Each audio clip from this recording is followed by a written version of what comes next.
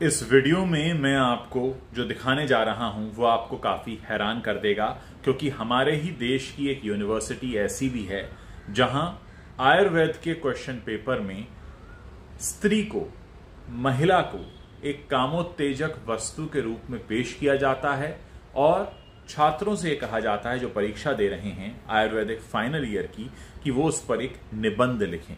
आपके सामने वो क्वेश्चन पेपर के स्क्रीनशॉट्स हैं और साथ ही मैं आपको एक एक करके उस बुक का भी रेफरेंस दिखा रहा हूं जहां पर इसका आंसर लिखा है, यानी इस परीक्षा में पूछे गए प्रश्न का उत्तर कैसा होना चाहिए वो भी आप देख पा रहे हैं। और इसको लेकर ट्विटर पर काफी लोगों ने सवाल खड़े किए हैं। क्या कहीं ना कहीं ये हमारे देश की महिलाओं के गौरवपूर्ण अस्तित्व के साथ समझौता नहीं है कि आप आयुर्वेद पढ़ने वाले एक स्टूडेंट से उसके एग्जाम में ऐसा सवाल पूछते हैं। आप एक एक करके यहां पर वो सारे स्क्रीनशॉट्स देख रहे हैं जहां पर वो क्वेश्चन पूछा गया है, उसके बाद वो क्वेश्चन जिस रेफरेंस से पूछा गया है उसका आंसर भी आप देख रहे हैं। और ये सारे क्वेश्चन आंसर एक नया सवाल खड़ा कर रहे हैं कि सरकार द्वारा अप्रूव की गई ये कौन सी सिलेबस है जिसमें महिलाओं को इस तरह से दिखाया या रखा जाता है।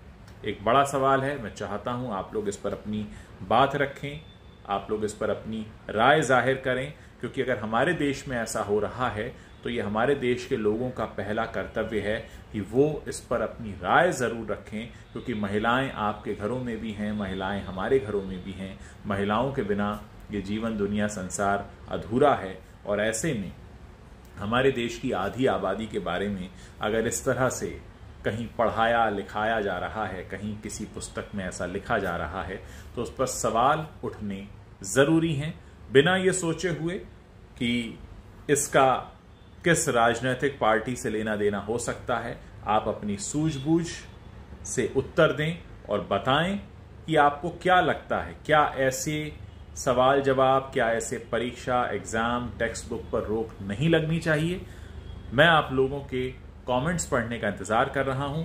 एक जिम्मेदार नागरिक के तौर पर आप इसको पढ़ सकते हैं, देख सकते हैं, अपनी बुद्धि से निर्णय ले सकते हैं और फिर मुझे बता सकते हैं कि इसमें जो किया गया है क्या ये बिल्कुल सही है। क्योंकि अगर ऐसा सवाल आपसे पूछा जा रहा है तो उसको लिखते समय क्या आप अपने घर की महिलाओं और स्त्रियों के बारे में नहीं सोचेंगे? क्या आप उनके बारे में कोई विचार नहीं आएंगे? और अगर इस तरह का प्रश्नोत्तर हो रहा है तो क्या ये नारी की गरिमा के साथ एक समझौता नहीं है? एक बड़ा सवाल है, इसीलिए मैं इस सवाल को आपके लिए छोड़कर जा रहा हूं और मैं चाहता हूं कि आप इस पर बहुत सोच समझकर कमेंट करें और मुझे बताएं।